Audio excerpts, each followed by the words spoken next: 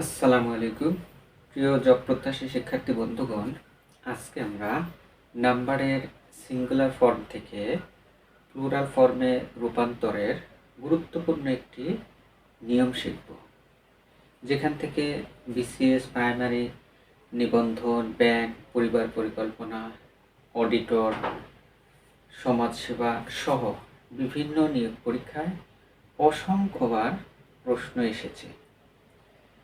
নিয়মটি হচ্ছে, যে কোনো শব্দের শেষে যদি ইউএম থাকে তাহলে ওই ইউএম এর পরিবর্তে এ বসিয়ে প্লুরাল করতে হয়।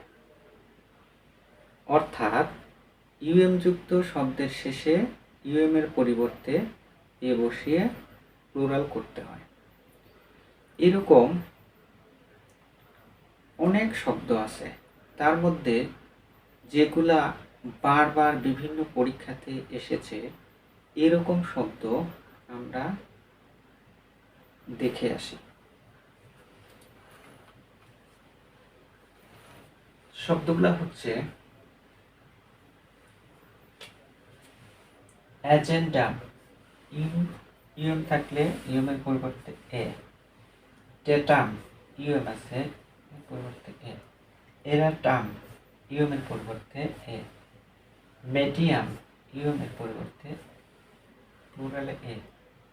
মেমোরেন্ডাম, ইউএম এর পরিবর্তে এ। ওভাম, ইউএম এর পরিবর্তে এ। আলটিমেট আম, ইউএম এর পরিবর্তে এ।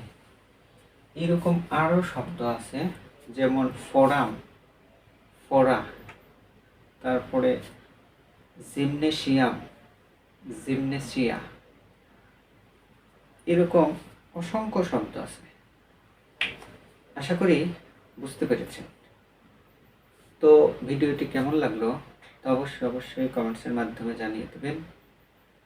আজকে এ পর্যন্তই। আল্লাহ হাফেজ।